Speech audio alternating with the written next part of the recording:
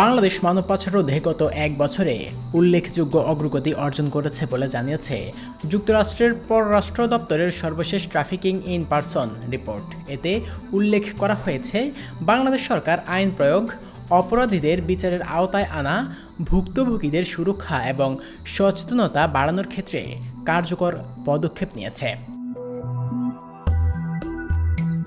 রিপোর্টে বলা হয়েছে, বিশেষ করে সীমান্ত অঞ্চলে মানব পাচার প্রতিরোধে নজরদারি জোরদার করা হয়েছে এবং পাচার চক্রের সঙ্গে যুক্ত কয়েকজন প্রভাবশালী ব্যক্তিকেও বিচারের মুখোমুখি করা হয়েছে।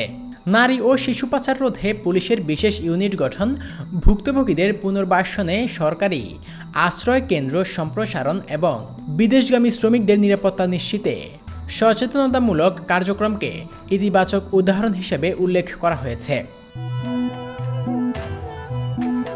তবে মার্কিন টিআইপি রিপোর্টে কিছু চ্যালেঞ্জও তুলে ধরা হয়েছে।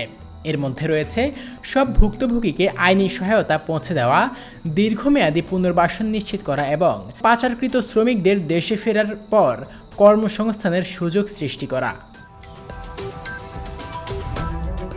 বিশ্লেষকরা মনে করছেন, মানব পাচার মোকাবেলায় বাংলাদেশের এই অগ্রগতি আন্তর্জাতিক পরিসরে দেশের ভাবমূর্তি বাড়াবে। একই সঙ্গে ভবিষ্যতে সমন্বিত পদক্ষেপের মাধ্যমে এই সমস্যার স্থায়ী সমাধান খুঁজে পাওয়া সম্ভব হবে।